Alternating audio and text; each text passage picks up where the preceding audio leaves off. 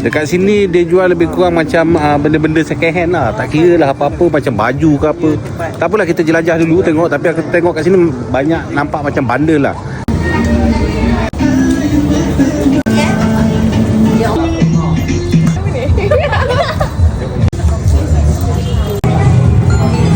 Panjang kau dia daripada sini sampai ujung sana tu. Ujung sana aku tak tahu apa panjang.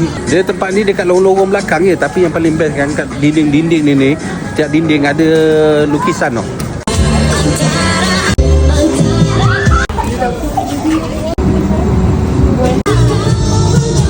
Penghulu cantik.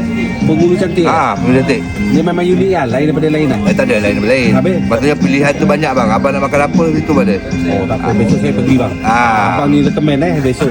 Penghulu cantik. Penghulu cantik. Wajib pergi. Kalau tinggal Seremban wajib pergi tu. Untuk sarapan pagi. Untuk sarapan pagi.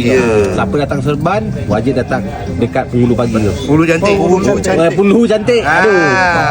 Dengan dekat sini siapa nama tempat? Sini lorong seni. Ni lorong seni ni.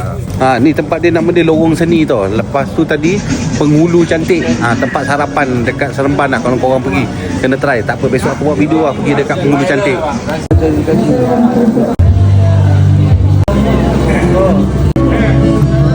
Aku adalah insan yang tak punya, cuma rasa cinta membara.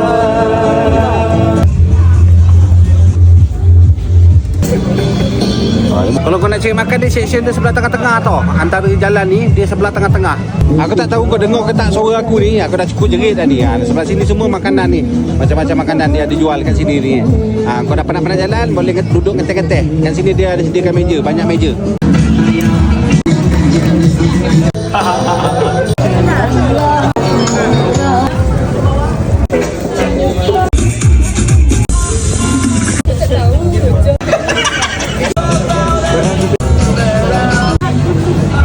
Sorry suara aku ni kurang clear sikit sebab apa tak bawa mic. Spontan je buat video, bawa handphone tadi, lupa nak bawa mic.